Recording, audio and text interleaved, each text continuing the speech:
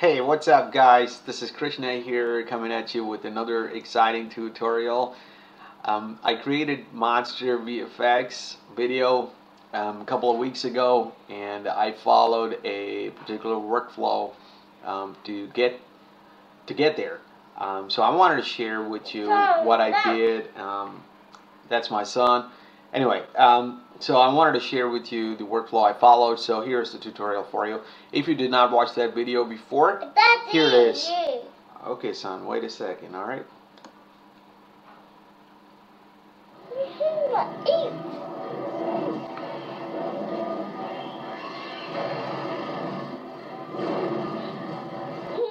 Okay, this is what I'm going to show you now. So I'll be right back.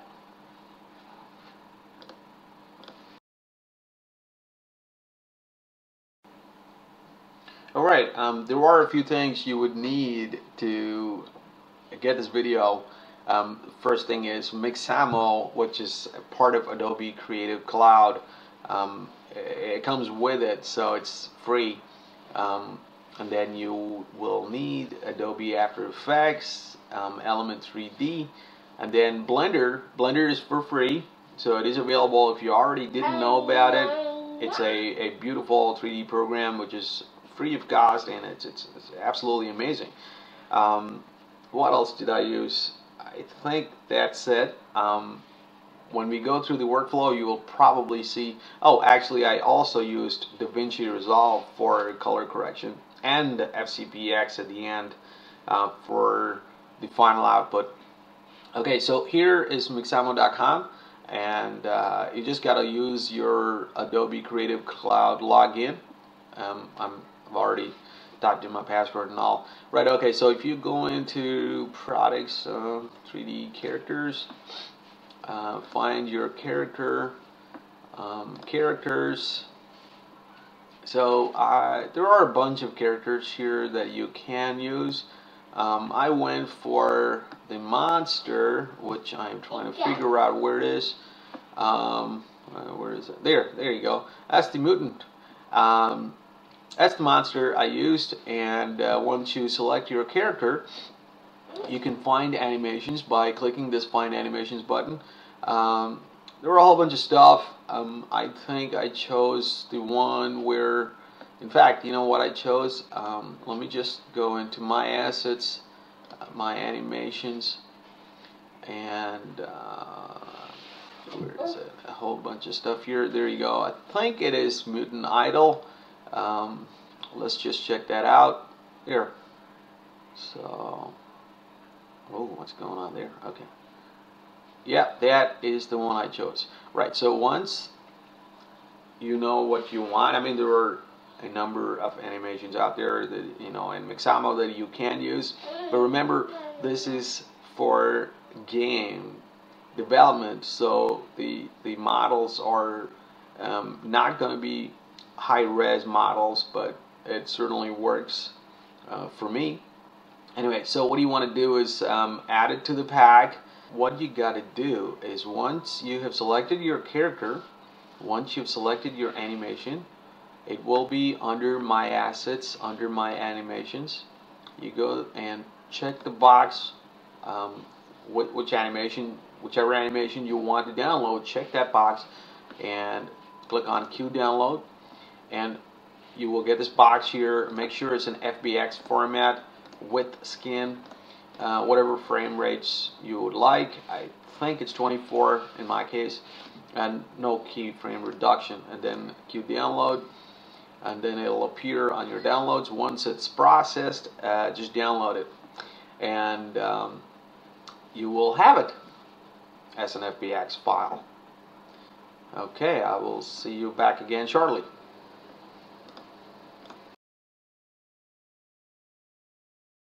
Okay, so I now have imported that FBX I exported from Mixamo.com. Here it is.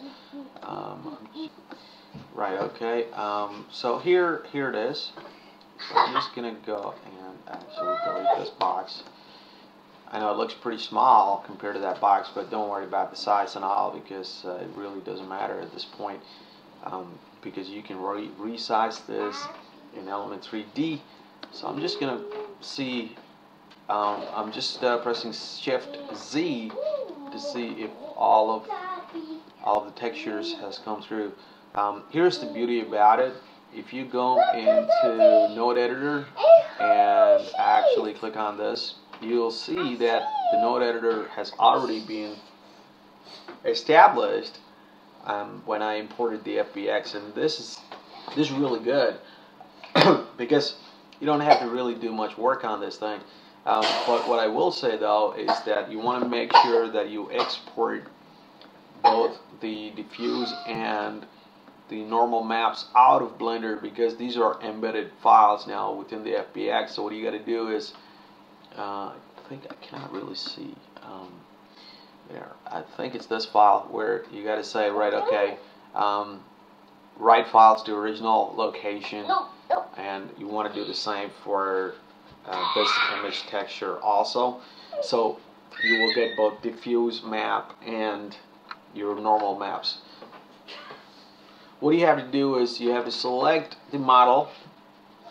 Make sure it's only the model and not the bones. You don't want the bones.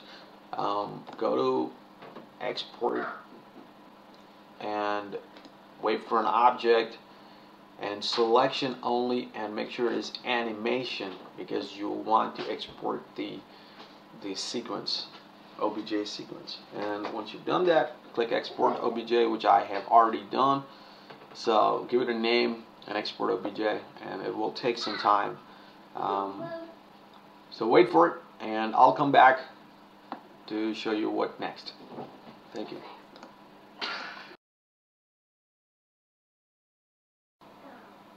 Hey, welcome back. Now we have our model ready. All of the OBJ sequence has been exported. What we got to do is we got to match move the footage.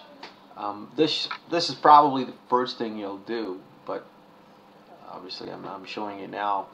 I'm using a software called Synthesize, which is really good. However, you can use Blender, which is free, because Synthesize is paid.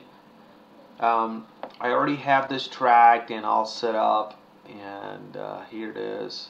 You can see it is very simple. I mean, this footage you can actually track using After Effects also, because it's only match move. It's not really object tracking at all, and it's not a complicated shot. It's a pretty good shot. So here is my tracks and my trackers and my points, etc., etc.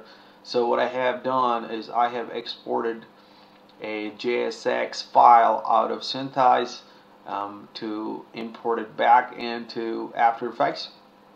But as I said, you don't have to do this part if you don't have Synthesize. You can either work with Blender tracking, or you can use After Effects internal tracking. So all you need to make sure is that you get the camera track right, and once that is done, it should be pretty good. Okay.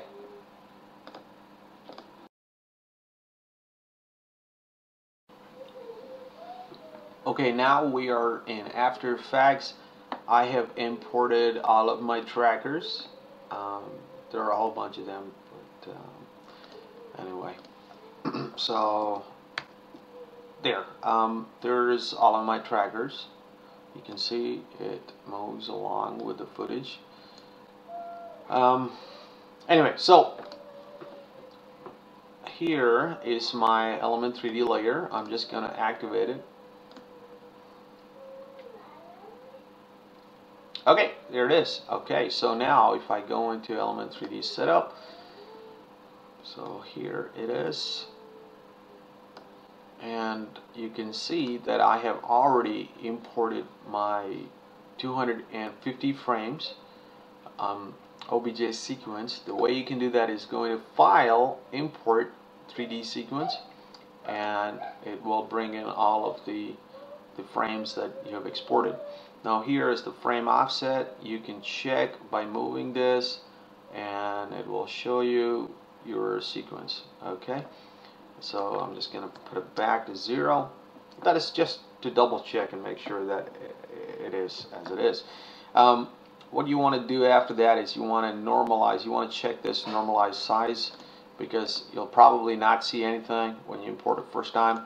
Once you click normalize size, it comes up okay. And then what you want to do is the alignment. You can check it from model or model center or whatever you want, but I prefer to use from model because the model has its own origin. So let's go into the material, and you can see here I have now set up diffuse for mutant diffuse, mutant normal. These are the two texture maps we exported from Blender. So there is one of them. You gotta have to obviously find them and make sure that you allocate them to it. So once you've done that, click OK. Forget about this plane model for now. I'll explain later. Just click OK, and that should bring this model with the textures into Element 3D. And then you go back into Element 3D setup, create a plane just to create shadow, and then assign a match shadow material to that. Just make sure that it's underneath on the floor so you can create some shadows, and click OK again, and you'll start to see these shadows. Obviously I didn't show it before and after, but well, you know what, let me just show you that.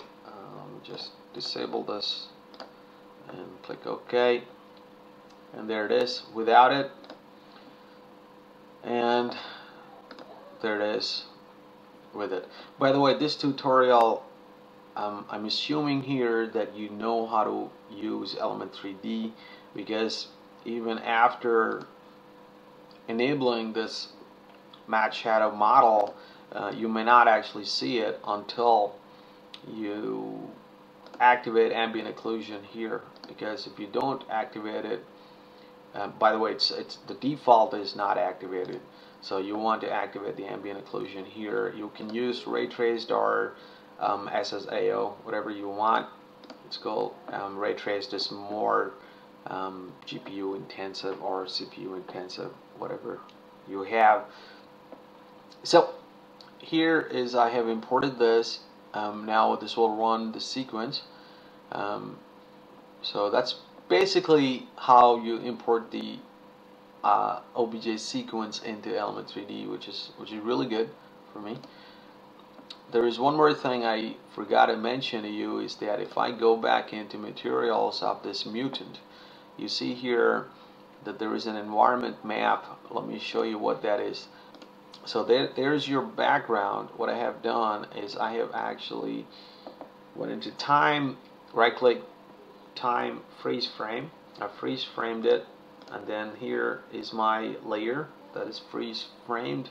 I've called it environment map, and I went into Element 3D and then custom layers and texture maps, environment map. Once you've done that, you can go into the mutant and choose the environment as custom layer 1. It will show up here.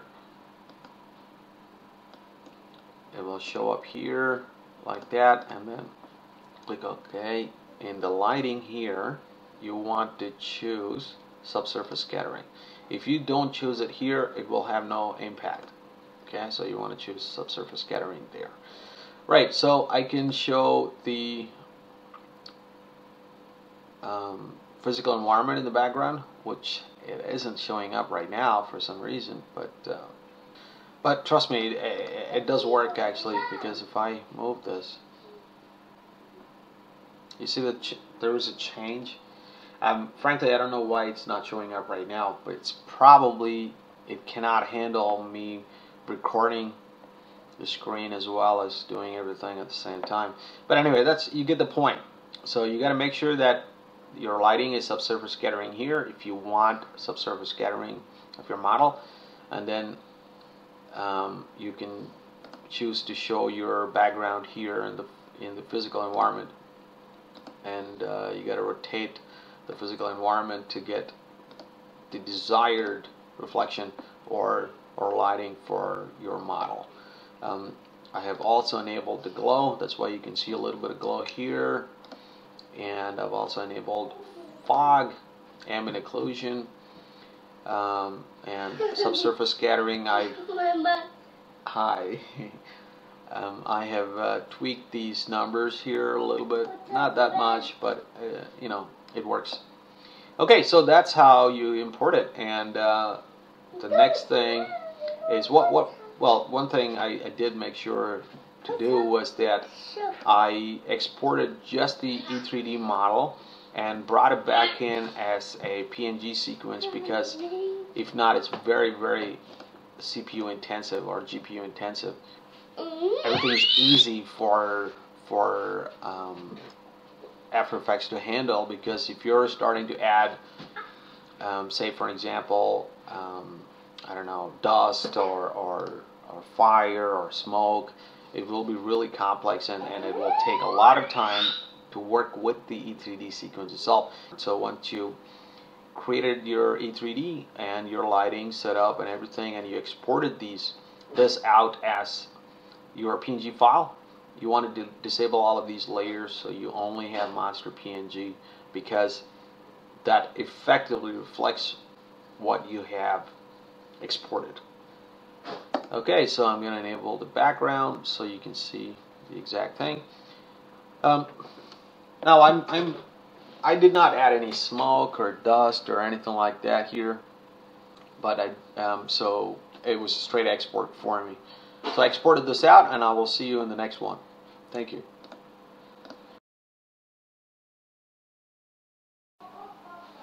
Okay, I exported the timeline out as a lossless QuickTime file. I import it into DaVinci Resolve. Here is what I have. This is my node setup. I mean, you don't really need to use this because you can use After Effects to color correct. Of course, it's outstanding also, but for me, DaVinci Resolve is pretty good, so I decided to do it in DaVinci Resolve. So here is the actual export from After Effects, and I'm just going to enable the color corrected version. Here is the color corrected version without and with color correction. I'm going to deliver. I exported this out as a 1920 by 1080 file, and then the next thing was I imported this into Final Cut Pro. Well, you could actually choose Final Cut Export here as an XML file, but you will. Well, I didn't do it because I didn't have to. I didn't want to bring it back into DaVinci. So I exported a QuickTime file directly from DaVinci, and my final output usually comes from FCPX, so it didn't matter for me. But if I want to do a round trip back and forth, then I would export an XML file, Final Cut Pro XML file, but I didn't do it, so there you go. Okay, I'll see you on the next one, which is the Final Cut.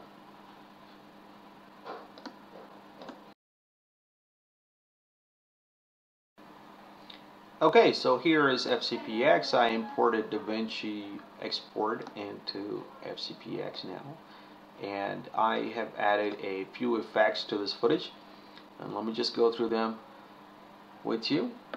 The first thing is reduce noise, so I have Neat Video's reduce noise plugin, and then I color corrected a little bit more. You can see the difference. There you go, and then another layer of color correction on top, which I've given it a kind of a green yellowish tint, and then I added cinema film grain. This is another effect from FCPX.com.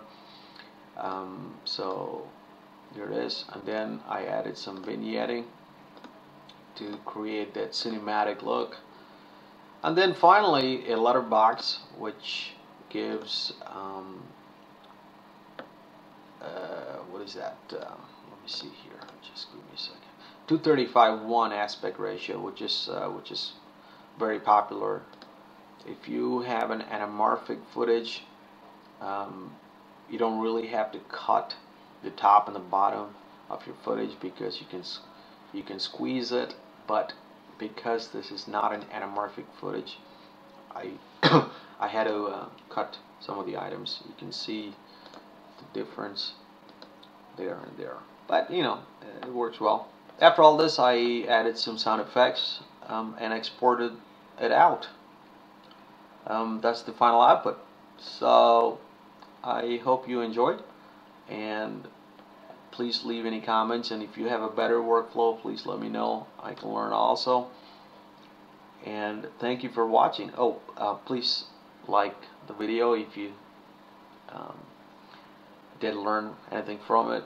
Also, please subscribe. I can produce more tutorials like this. Thank you, and have a good day.